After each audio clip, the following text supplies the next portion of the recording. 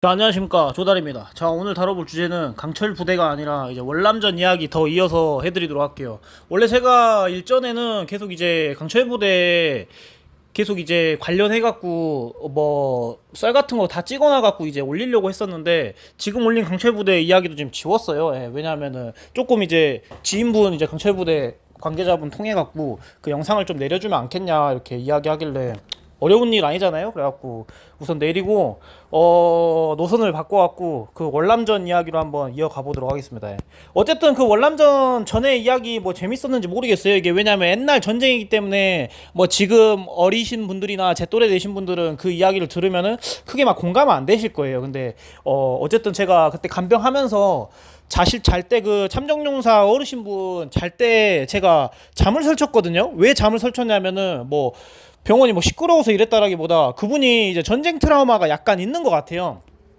그래갖고 이제 자면서 계속 월남전 이야기를 계속 하시더라고요. 예. 하고 또 이분이 또 이제 외화벌이 하시면서 이란 공장에서 일을 했는데 거기서 또 전쟁 피난을 가셨었잖아요. 이제 그러면서 좀 그 희노애락이 좀 짙은 사람이에요. 그래서 그런 거에 대한 이야기 이제 이어서 해보도록 하겠습니다. 예. 그래서 잘 때 진짜 계속 그냥 안 잡니다. 뭐 예를 들어서 내가 월남전 때 이러면서 해서 그러니까 저는 계속 저 부르는 줄 알고 자다가 계속 깼거든요. 근데 혼자서 자면서 계속 이렇게 트라우마가 남아서 뭐 월남전 관련된 전쟁 이야기를 계속 하시면서 중얼중얼거리시면서 이제 주무시더라고요. 그래서 자기가 이제 병원에 지금 계속 입원하고 이런 것도 이제 월남전 때 많이 고생해서 그때 좀 이제 몸을 끌어당가 쓴 게 지금 많이 골병 든 것 같다 뭐 이렇게 이야기를 하시더라고요. 그래서 원래 옛날 아버지 때 군 생활은 그 병사가 36개월 정도 됐잖아요. 34개월, 36개월 이랬는데 그분은 48개월 이상 이제 월남전 참전해갖고 총 한 군 생활이 48개월이 넘는다라고 이제 이야기를 하시더라고요. 그러니까 거의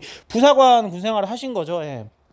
그래서 그런 거에 대한 약간 존경도 있었고 이제 이란전 이야기가 더 재밌습니다. 예. 이란전 이야기 제가 이야기 해드리도록 할게요. 그래갖고 이분이 그 외화벌이가 이제 쏠쏠하다는 거 이제 알아갖고 외화 쪽 사업과 이제 시장에 대해서 이제 모색을 하게 됐어요. 전에도 이야기했잖아요. 월남전 갔다 와갖고 그 이제 돈으로 가다가 이제 집 가세도 좀 이제 일으키고 했었다고 해. 진짜 다 죽어가는 기와집 그 초가집도 기와집으로 이제 바꿔주고 하면서 그런 거에 대한 뿌듯함으로 이제 자기가 이제 남자니까 고생해야 된다 이런 마인드였다라고 이제 하시더라고요. 그래갖고 그때 이제 이란으로 일할 기회가 있어가지고 그 뭐냐 이란 공장인지 공단인지 회사인지는 잘 모르겠어요. 거기에 이제 취직이 되셔갖고 이제 단연간 이제 거기서 일을 하게 되었대요. 예. 근데 그때는 이제 외화벌이를 이제 하러 가면은 이제 사람들이 그때 당시에 해외 나가는 한국 사람들이 없잖아요. 그러니까 국위선양 해야 된다는 이미지와 한국 사람들의 이미지를 깨끗하게 이제 보여야 돼갖고 뭐 한낱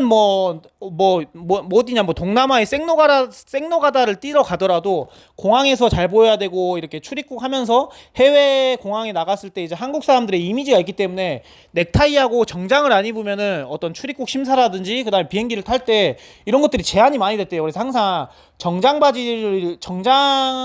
이제 양복으로 이렇게 항상 입고 다녔어야 됐다라고 이제 이야기를 하더라고요. 자기는 굉장히 이질감 들었다. 왜냐면 서양 사람들이나 이런 사람들은 한여름에 자기들은 땀 삐질삐질 흘리면서 양복 풀 세팅해서 입고 다니는데 다른 사람들은 쪼리에다가 반바지에 나시 입고 다니면서 그러면서 자기들이 역으로 그런 사람들을 미개하다고 생각했대요. 미개하다고. 근데 자신들이 오히려 잘못했던 거죠. 요즘 뭐 공항 나가면 지금 날씨에 가면은 뭐 동남아나 이런데 어디냐 막 이렇게 호캉스나 뭐 이렇게 휴가 피서 가시는 분들 보시면 아예 틀리잖아요. 복장이 그냥 쪼리에다가 그냥 반바지에 나시 입고 다니잖아요. 그래서 자기들은 역으로 이렇게 발상하게 됐었다. 근데 그게 맞았던 거다. 왜냐면 그때는 우리나라가 후진국이다 보니까 다른 나라한테 잘 보여야 된다는 이런 중압감이 있어갖고 복장을 항상 양복 아니면은 이렇게 출입국도 잘 안 해줬고 뭐 그 아저씨 그 어르신 말로는 그렇게 이야기해요. 그래서 밖에 나갔을 때 어떤 이런 대외적인 것들을 굉장히 중요시했다라고 이야기하더라고요. 그래갖고 그런 이야기하고 또 자기가 이제 이란 공장 근처가 러시아 그 국경하고 맞물려 있던 데에서 생활을 하셨었대요. 예, 그래서 거기에 대한 에피소드도 나오거든요.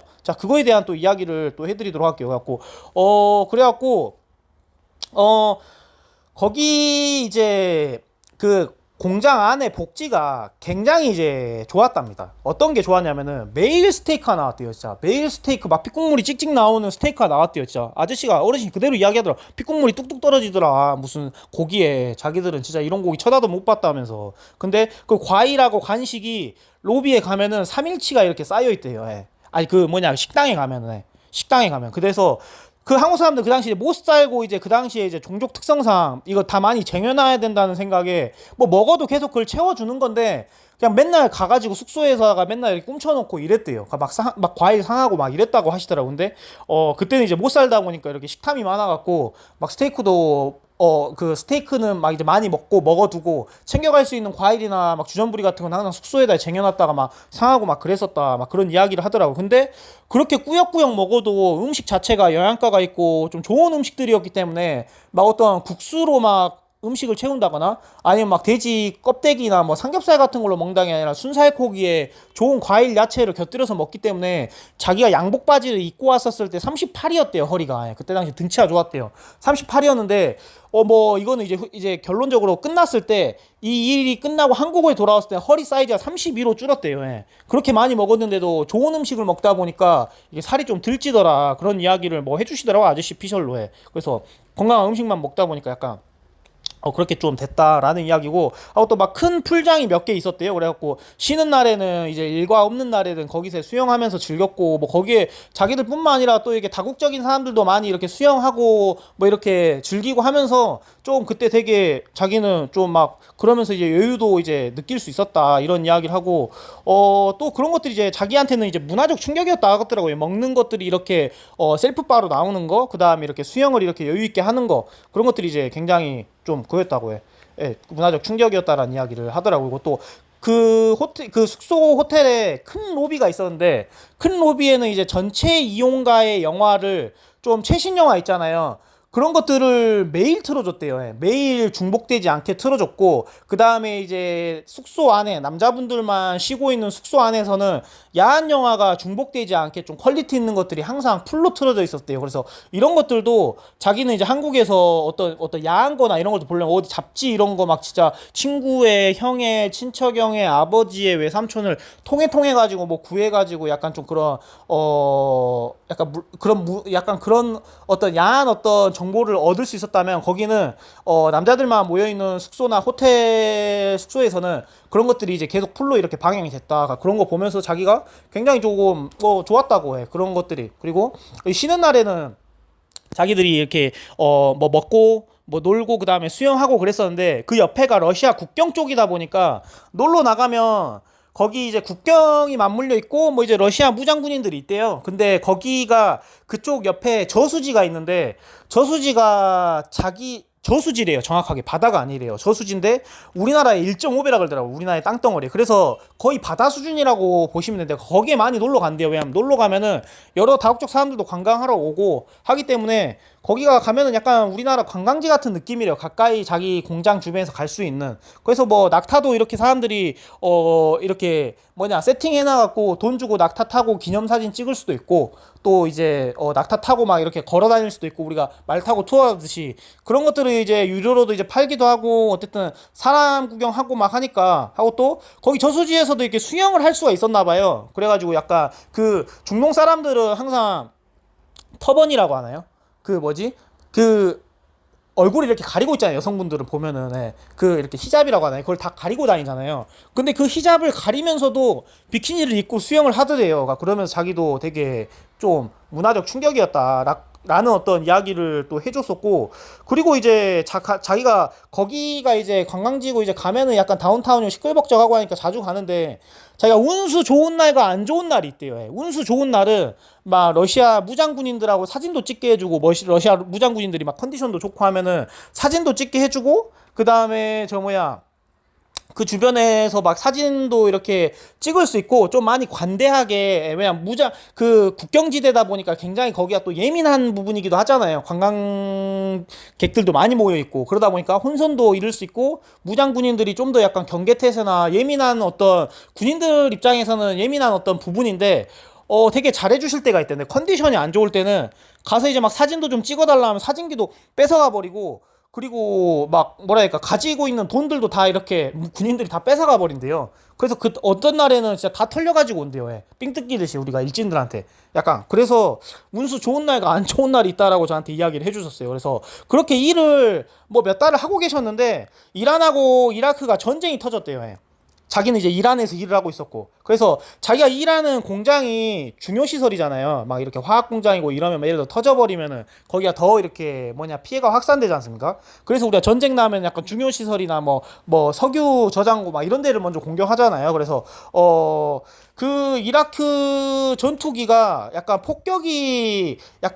폭격을 노리고 있다고 소식을 많이 들었었대요. 예. 근데 이제 국경이 맞물려 있다 보니까, 왜냐면은 거기가 이제 예를 들어서 화학 공장이나 칩시다. 근데 거기다 폭격하려다가 러시아까지 피해를 입혔어요. 그러면은 정진이 이제 확전되는 거잖아요. 그래서 비행기가 나는 거는 많이 봤대요. 자, 일하면서. 그래갖고 막 그 대사관에서도 이제 이야기를 해준대요. 근데 이게 그 러시아하고 국경에 맞물려 있다 보니까 비행기들이 그냥 지나만 간대요. 정찰만 하고 막 미사일로 포격하고 이러진 못하고, 왜냐면은 러시아 바로 옆에라 무조건 러시아한테 피해가 간대요. 그래서 대사관에서도 안심을 하라라고 하고 또 나중에 사인을 주시겠다 뭐 이런 식으로 이야기를 했대요. 예. 그래갖고 자기가 이제 일과 시작하다가도 비행기 날고 뭐하고 하면은 자기들은 약간 위험하다라는 느낌 안 들고, 왜냐면 대사관에서 그렇게 확실하게 이렇게 못을 막아줬으니까 갖고 비행기 나는 거 구경하고 어디 또 전쟁하네 막 이런 식으로 하면서 그냥 먼 나라 불구경 하듯이 자기들은 그렇게 봤대요. 근데 어느 날 일하다가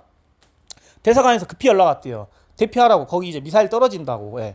떨어진다고 막 대피하라고 해가지고 급히 이렇게 피난을 갔다라고 하더라고요. 그러니까 피난 간 이제 그런 베이스 캠프가 이제 텐트 쳐져 있고 굉장히 열악한 곳이라 그랬어요. 예. 굉장히 열악한 곳이고, 아까 말했던 그런 복지 이런 거 아예 없었고, 그냥 이제 뭐 자국민들이 이렇게 모여 있고, 그 다음에 뭐 이렇게 피난하고 있는 완전 이렇게 그 텐트촌이었다라고 이야기하더라고요. 근데 거기에 폭격이 떨어졌대요. 예.